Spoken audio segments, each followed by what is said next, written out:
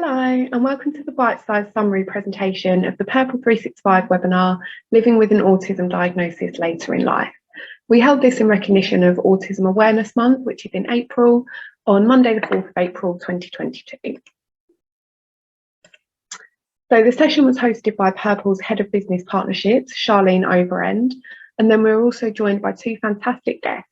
So we had Debbie Hannum, who's a Support Talks and Training Officer at Pact for Autism, who are a Harlow-based charity. And we were also joined by Knowles, who's the Managing Director at Cura Insurance, who shared her lived experience of being diagnosed with autism as an adult. So it was a hugely informative, interactive session with lots of good comments and questions coming in for Debbie and Catherine throughout, which made it really clear that the information was resonating with lots of people watching, which was fantastic to see. So for that reason, we'd recommend watching the whole webinar, but this bite size will give you an overview of some of the key elements that were discussed. So we'll firstly look at some of the key learnings from Debbie's training about autism. So autism refers to a broad range of conditions characterised by challenges with social skills, repetitive behaviours, speech and non-verbal communication. There are many characteristics that could be signs of autism, and this can include, but it's not limited to, delayed language and movement skills and delayed cognitive or learning skills. So autistic people may find it hard to communicate and interact with other people. They might get anxious about unfamiliar situations, and they often find it hard to understand how other people are feeling or what they're thinking. However, Debbie made it very clear throughout the presentation that every autistic person is different, and often drew on her own experiences with her son Luke, who has autism. So autism is most commonly diagnosed in childhood, but the number of adult diagnoses are increasing. Many adults have never been diagnosed and may never be, but 1 in 67 people in the UK are autistic, which is still a huge number.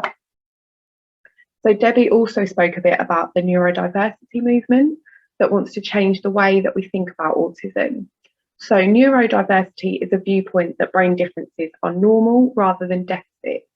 And neurodiverse people experience, interact with and interpret the world in unique ways. So using this concept can help us to reduce the stigma around learning and thinking differences. We also looked at why functioning labels can actually be unhelpful. So autism spectrum disorder is divided into 3 levels that reflect severity. So high functioning autism is level 1, which refers to autistic individuals who appear to have mild symptoms that don't interfere too much with work, school or relationships. However, labelling a person high functioning can actually really dismiss the struggles that they still face day to day. And on the other end, we have low functioning autism, which are levels 2 and 3. And this refers to autistic individuals who have severe symptoms that appear to significantly interfere with their work and other day-to-day life. However, on the opposite end, labelling a person low functioning dismisses their abilities that they still do have. So these labels can actually often be more unhelpful than they are helpful.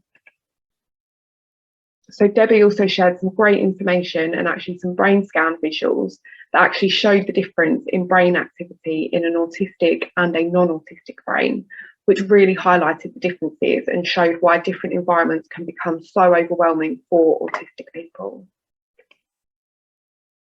So we then had a look at some top tips and easy things that can be done to make workplaces more autism friendly. So Debbie stated that a workplace that recognises neurodiversity is a workplace that's better for all workers. It will benefit those who might not be aware that they're on the autism spectrum, those who don't have a formal diagnosis, and employees who may not have the confidence to ask for changes. So some of the tips that were covered included not making assumptions, always asking individuals what's best for them, keeping instructions short and manageable, giving time to process information, keeping to agendas in meetings and keeping things to the point, paying attention to an individual's sensory differences, allowing them to say no to social events without justification, and minimising triggers.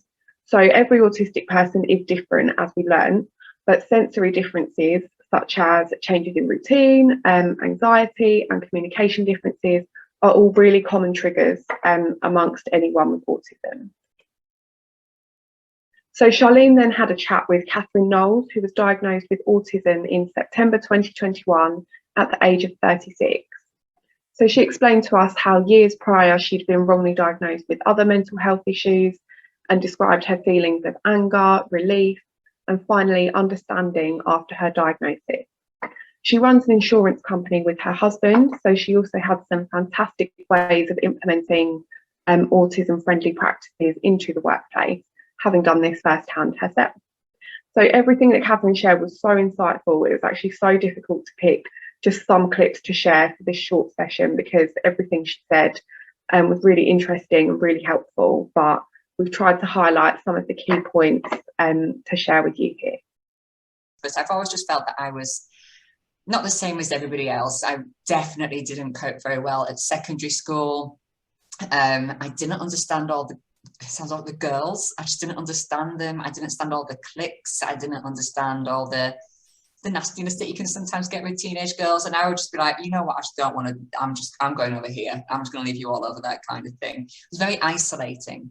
And I've always had, I was making some notes about different things as well that would be typically not classed as, you know, autistic, like an empathy thing. You know, people think, oh, they can't be empathetic.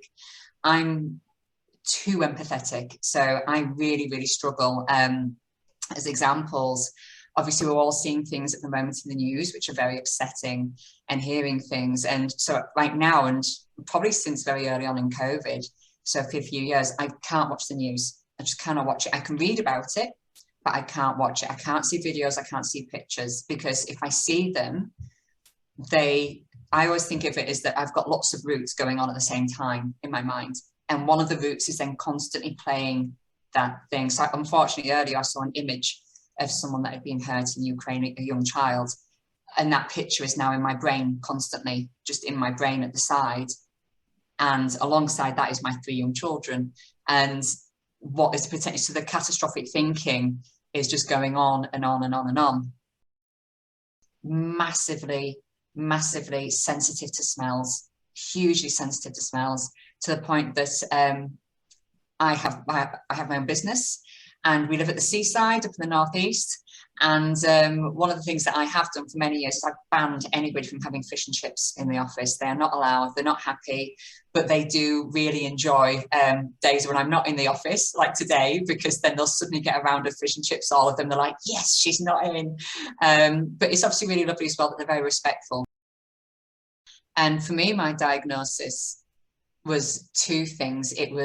I felt it as freeing, and I also was angry, because when I got over the anger quite quick, but when I was 20, so 16 years before my diagnosis, I'd had a really high oversensory event, and obviously had no idea about all this. And it ended up that I was diagnosed with generalized anxiety disorder. I had a couple of bouts of agoraphobia, and I went to see a psychologist, and I said, I think I maybe have Asperger's. You know, at the time that was kind of like in my head in terms of terminology at that time. I was like, I think, and they just laughed. And she was like, no, you don't. And she didn't even check. She didn't do any tests or anything. And it's something that stayed with me forever, because of the fact that I don't understand social interactions at work. I don't understand them socially as well. You know, I have core friends, but I don't have massive groups. And I see people with massive groups of friends, and I don't understand it. But yeah, I found that when I'd first been diagnosed, there were some new people had joined our company. And as I was doing some things, my mind is very logical, and I see lots of patterns. So if there's somebody suggests a project, I will go down 20 or so routes very, very quickly, and I'll realize which ones aren't going to work, which one will, and I'll say we need to do this. And I don't realize that I need to step back and go, everybody else hasn't done that journey yet, and I need to explain why we've done that journey or not, which is, it's really difficult socially. In terms of actually getting the job done, it's really, really helpful. But for me, it's like, you know, I've got 3 kids. They are 10, 7 and 4. My house is noisy. I used to be able to do things where I could remember conversations, like my memory of things. Like I'll be able to say to you, right, well, we were having this conversation, right? I was sat in this position, you were sat in that position. I was wearing this, you were wearing that. We said this, you said that. And I used to be able to do that. And like now, because I've got the kids, I feel like my brain's just gone to mush. And I've got so much information coming in just purely from the kids. I don't feel like I can process anything else. And now I'm actually saying to myself, you know what? when you're all screaming and asking me, and one of you stops talking, and then the other one starts, and you're I actually need you to give me 10 minutes. I'm going to put some headphones on. I'm going to listen to some music. And the kids now actually really respect the fact that, you know what, mum just needs 10 minutes. That's all I ask for, 10 minutes, just to try and recenter myself. I've got all these different not voices, but all these different routes in my head that are going at once. There's work, there's this, there's that, there's this project at work, all the different projects at work, and then all the different things with the kids. Yeah. And it's just too much sometimes, especially if you just don't get that opportunity to put everything in line. Like, I think sometimes we're maybe a slightly different employer than a lot of people. What we do is we listen. And I think that's got to be the main thing. It has to be. We're in a position where we are like a company that's based quite a bit on technology. So team members can work from home. They can work in the office with people. There's no requirements to be, you know, taking part in group events or things like that.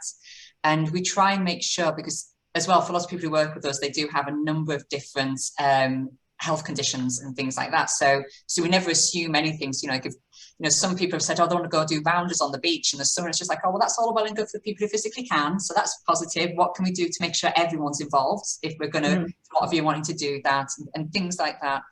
And in terms of socially, you know, it's a case of, well, do you want to come and do this with us, or is this something else? You know, but we make sure we get feedback from people a lot.